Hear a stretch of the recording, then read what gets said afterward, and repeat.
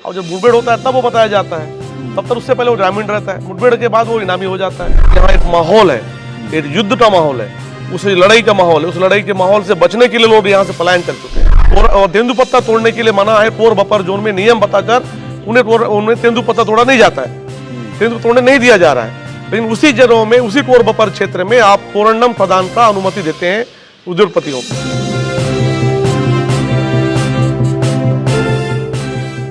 नमस्कार दोस्तों, मैं हूं श्याम सुंदर और आप देख रहे हैं मैं भी भारत। और आज मैं मौजूद हूं छत्तीसगढ़ के बीजापुर ज़िले में। और आपको समाचार माध्यमों से पता चल ही रहा होगा कि छत्तीसगढ़ में सुरक्षा बल बहुत ताकत के साथ और बहुत गति के साथ माओवाद को ख़त्म करने के लिए एक के बाद एक अभियान चला रहे हैं।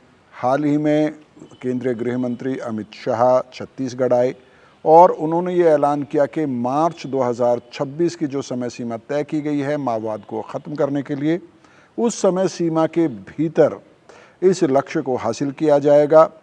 और उन्होंने इसके साथ ही ये ऐलान भी किया कि मानसून के दौरान भी, यानी कि बारिश के दौरान भी सुरक्षा बलों का अभियान रुकेगा नहीं। लेकिन इन अभियानों के बीच में बार बार इस तरह की खबर आती हैं कि आम आदिवासियों को नक्सल बताकर मारा जा रहा है। उधर माओवादी आम आदिवासियों को मुखबिर के नाम पर उनकी हत्याएं कर रहे हैं। और इन सब खबरों के बीच में इस वक्त मेरे साथ विक्रम मंडावी मौजूद हैं। विक्रम मंडावी के बारे में बता दूं कि वो बीजापुर से कांग्रेस पार्टी के विधायक हैं, खुद एक आदिवासी नेता हैं और हाल ही में सुरक्षा बलों के साथ माओवादियों की मुठभेड़ जब हुई तो इस तरह के आरोप लग रहे हैं कि सुरक्षा बल ने एक आम आदिवासी को मार दिया जो दरअसल एक स्कूल में रसोइया था। उस मामले की जांच के लिए कांग्रेस पार्टी ने एक जांच दल बनाया और जाहिर है क्योंकि वो बीजापुर के विधायक हैं विक्रम मंडावी, न सिर्फ वो उस जांच दल का हिस्सा थे बल्कि उनके देखरेख में ये जांच दल उस गांव गया और उस परिवार से मिला, तो उनसे हम बात करेंगे। विक्रम मंडावी जी, ये जो आरोप है कि सुरक्षा बलों ने एक आम आदिवासी को मार दिया, दरअसल वो रसोइया था, आज जब आपका जांच दल गया, आप को किस तरह की जानकारी मिली और आप कितना सही मानते हैं इन आरोपों को? देखिए, 6 जून की घटना है जब एक पुलिस ने बताया मुठभेड़ हुआ और उस मुठभेड़ में 7 नक्सली मारे गए। और उसके बाद ये बात सामने निकल कर आई कि उस मुठभेड़ में एक व्यक्ति जिसका नाम महेश कुड़ियम है, उस गांव के प्राथमिक शाला में रोसैया के पद पर वो था। सरकारी पद होता है रोसैया, जिसमें मध्याह्न भोजन जो बच्चों को वितरण करना है उसका काम करना होता है, वो काम करता था महेश कुड़ियम। उसकी भी उस मुठभेड़ में हत्या की गई और बाद में उसे बताया गया कि 1 लाख का इनामी नक्सली था महेश कुड़ियम। तो ये बात जब हुआ उसके बाद कुछ दिन के बाद ये बात हमें मालूम चला मीडिया के माध्यम से, स्थानीय लोगों के माध्यम से। तो उसके बाद हमने प्रदेश कांग्रेस कमेटी ऑर्डर कराया। फिर प्रदेश कांग्रेस कमेटी के अध्यक्ष दीपक बैज जी ने हमारे बस्तर के पूरे विधायकों का पूर्व विधायकों के नेतृत्व में टीम बनाया और आज टीम हम वो गाँव जाकर ग्रामीणों से, उनके परिजनों से मुलाकात किए और स्पष्ट तौर पर जब हम परिजनों से मिले, उसकी पत्नी सुमित्रा कुड़ियम जिसका नाम है और उसके 7 बच्चे हैं, छोटे छोटे 7 बच्चे हैं। उसमें से 2 बच्चे उन आश्रमों में पढ़ते भी हैं, आश्रम में, बाकी बच्चे गाँव के स्कूल में पढ़ते हैं। तो स्पष्ट तौर पर ये दिख रहा है प्रथम दृष्टया, जिस तरीके से एक व्यक्ति जिसका 7 बच्चे रहते हैं, जिसका यूनियन बैंक में पास खाता है, उसमें सरकारी पैसा हर महीना जा रहा है, जिसके पास आधार कार्ड है, राशन कार्ड है, और वो व्यक्ति कैसे नक्सली हो सकता है?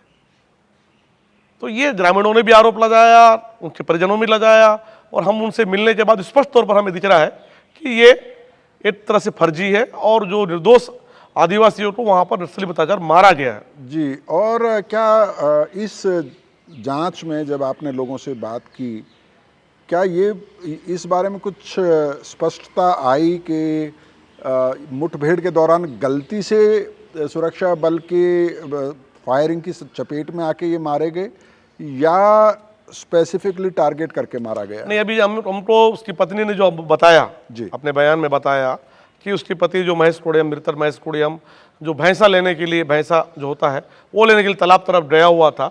उसके बाद वो आया नहीं, फिर उसके आसपास फिर पहाड़ों में गोली की आवाज़ आई, तो उसकी पत्नी और कुछ लोग लेकर उसको ढूंढने के लिए निकले थे। तो निकलने के बाद वो टाइम मिला नहीं, तो उसके बाद फिर निकलते निकलते निकलते फिर कोई एक दूसरे पड़ोसी गाँव का कोई व्यक्ति ये बताया कि तुम्हारे पति जो पुलिस वाले आद बांध के वहाँ पर रखे थे, मैं देखा हूँ। फिर वो ढूंढते ढूंढते ढूंढते बीजापुर पहुंची, तो कोतवाली जब थाना में गई तो बताया कुछ लोगों को उधर से हम लोग नक्सलियों को मारा है, उनकी डेड बॉडी लाश यहाँ पड़ा हुआ है। तो ये जब गए तो देखिए तो उसमें उसका पति भी वहाँ पर था। फिर उन्होंने उन्हें बताया कि मेरा पति है, निर्दोष है, 7 बच्चों का पिता है, रोसेरा काम करता है। फिर भी वो नहीं माने तो वो डेड बॉडी लेके यहाँ से फिर गए। तो इस तरीके से उन्होंने घटना का विवरण हमें बताया। तो स्पष्ट तौर पर दिख रहा है जिस तरीके से उनका बयान, ग्रामीणों का बयान, उनकी पत्नी का बयान सब आने के बाद ये वो निर्दोष आदिवासी है, ग्रामीण है, रोसिया के पद पर काम करता था, जिसको सब जानते थे। वो कहीं से नक्सली नहीं था, नक्सलियों से कोई उसका संबंध नहीं था, और उस जबरदस्ती उस पर नक्सली बताकर मुठभेड़ में मारा गया। जी, और अक्सर ये होता है कि जब कोई मुठभेड़ होती है उसमें अगर नक्सलवादी मारे जाते हैं या सुरक्षा बल का भी कोई जवान मारा जाता है तो उसकी पूरी जानकारी पुलिस की तरफ से जारी की जाती है, इसी तरह के डाउट्स को क्लियर करने के लिए। और तो क्या ये जो व्यक्ति है इसके बारे में जो जानकारी पुलिस की तरफ से दी गई है वो संतोषजनक नहीं है? नहीं, बिल्कुल कैसे हो सकता है? जो व्यक्ति 7 बच्चों का पिता है, सरकारी स्कूल में रोसिया के पद पर काम कर रहा है, इसको सब लोग जानते हैं। उस स्कूल के जो टीचर हैं वो आप बता रहे हैं कि 2023 से हमारे स्कूल में काम कर रहा है। लगातार 2023 से हम उसको जान रहे हैं, हमारे स्कूल में काम कर रहा है, ग्रामीण सब जान रहे हैं। और जिला मुख्यालय आना जाना चल रहा है, ब्लॉक मुख्यालय आना जाना चल रहा है, पैसा निकालने के लिए भोपालपट्टनम ब्लॉक मुख्यालय जाता है, बेंच जा रहा है। तो कैसे वो 1 लाख का इनामी नक्सली कैसे हो सकता है? ग्रामीण स्पष्ट तौर पर ग्रामीणों का बयान, मृतक की पत्नी, उसके आधार पर तो हम प्रथम दृष्टया यही लग रहा है। लेकिन अक्सर हमने यहाँ देखा भी कि बीजापुर एसपी ऑफिस के सामने एक बोर्ड लगा हुआ है जिस पे बाकायदा लिखा गया है कि कोई अगर सरेंडर करता है तो उसको कितना कितना इनाम मिलेगा। आमतौर पर जब इस तरह का ऑपरेशन होता है, डीआरजी या जो और सुरक्षा बल हैं उनके हाथों जो मारे जाते हैं माओवादी, उनके बारे में नाम के साथ बाकायदा बताया जाता है कि ये इतने लाख का इनाम इनके सर पे था। और अगर मेरी जानकारी गलत नहीं है तो इस रसोइया के बारे में भी पुलिस ने ये कहा था कि शायद ये 1 लाख का इनामी बदमाश है। देखिए, हमारा भी वही कहना है, बार बार इस बात को हम पहले भी कह चुके हैं। हाँ। कि अगर कोई मुठभेड़ होता है या कोई घटना होता है उसके बाद ही आप इस चीज़ को ओपन क्यों करते हैं? हम उससे पहले क्यों नहीं कर पाते, ताकि लोगों को मालूम चले कि ये नक्सली, इसके सर पे इतना इतना इनाम है। और जब मुठभेड़ होता है तब वो बताया जाता है, तब तक उससे पहले वो ग्रामीण रहता है, मुठभेड़ के बाद वो इनामी हो जाता है। तो ये जो ठीक है, आप जो नीति बना रहे हैं, समर्पण की नीति हो, जो भी हो, इनाम है, हथियार ला रहा है, वो अच्छी, वो अपना सरकार की पॉलिसी होती है। लेकिन अब ग्रामीणों के ऊपर जो इनाम होता है वो उसको सार्वजनिक करना चाहिए समय से पहले। वो नहीं हो पाता है। जब घटना होती है, मुठभेड़ होती है, किसी तरह से वो होता है, उसके बाद ही मालूम चलता है कि इसके ऊपर इतना इतना इनाम रखा गया। आप ये आरोप लगा रहे हैं एक तरह से कि ये दरअसल जो निर्दोष मारा जाता है उसको छुपाने के लिए इस तरह की जानकारी दी जाती है। बिल्कुल ऐसा लगता है मुझे। जो निर्दोष व्यक्ति जो मारा जाता है उसके बाद ये मालूम चलता है कि इसके ऊपर इतना इतना इनामी रखा गया है पैसा।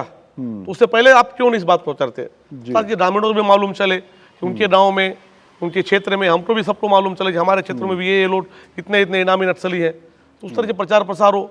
और वास्तव में नक्सली है तो समर्पण करेगा या पुलिस से गिरफ्तार करेगा, लेकिन वो मुठभेड़ के बाद ही ऐसा क्यों होता है? जी, और अक्सर जैसे आज आपका जांच दल गया और आपके जांच में ये सामने आ रहा है, आप कन्विंस्ड लग रहे हैं, इस बात से आश्वस्त लग रहे हैं कि जो मारा गया है वो आम आदिवासी है, आम ग्रामीण है, उसका नक्सलियों से कोई लेना देना नहीं है। लेकिन जब आप इस तरह जाते हैं तो अक्सर ये कहा जाता है कि इस तरह के कदम से जो सुरक्षा बल है उसके मनोबल को ठेस पहुंचती है, वो कमज़ोर होता है या कन्फ्यूज़न पैदा होता है, माओवादियों को उससे मदद मिलती है। देखिए, हम सब चाहते हैं बस्तर में शांति हो, बस्तर में विकास हो, और इस लगातार इसके लिए हम सभी जनप्रतिनिधि चाहे और ग्रामीण हो, सभी लगातार काम कर रहे हैं, सरकारें भी काम कर रही है, उस पर किसी का कोई आपत्ति नहीं है। बस्तर में शांति हो, बस्तर में विकास हो, सरकार एक तरह से चाहती है नक्सल मुक्त बस्तर हो, ठीक है, आप नक्सलियों से लड़ रहे हैं, लड़िए, लेकिन आप अगर उनके आड़ में निर्दोष आदिवासियों को मारेंगे, गरीबों को मारेंगे, तो उसका विरोध तो होगा। और ये क्यों विरोध ना हो? और उन निर्दोष आदिवासियों को क्या दोष है जो ग्रामीण क्षेत्रों में जहाँ पर मूलभूत सुविधाएं नहीं है वो वहाँ पर रह रहे हैं, और उनको अगर हम निर्दोष आदिवासियों को नक्सल बोल के मारेंगे तो विरोध तो होगा, ठीक है। लेकिन लगातार जिस तरीके से सरकार, भारतीय जनता पार्टी की सरकार आने के बाद वर्तमान में बस्तर में और बीजापुर क्षेत्रों में अंदरूनी जो माहौल बना है, ये डर का, भय का माहौल बनाकर लोगों को धर्मात्मक अत्याचार करने का, दमन करने का काम जो हो रहा है, ये गलत है। इसका हम विरोध करते हैं और आगे भी हम करेंगे जी। और सिर्फ सुरक्षा बलों के हाथों नहीं, माओवादी भी आदिवासियों की हत्याएं कर रहे हैं। पिछले 10-12 दिन में ही 5 लोगों की हत्या कर दी गई माओवादियों के द्वारा, ये कह करके ये मुखबरी कर रहे थे पुलिस के लिए। तो ये पूरा जो जंगल में जो आदिवासी रहता है वो एक बहुत ही अजीबो गरीब चक्र में फंस गया है। वो किस तरफ रहे उसके लिए समझना मुश्किल है। बस्तर का आदिवासी, खासकर जो बीजापुर जैसे जिला की बात करूं, यहाँ का आदिवासी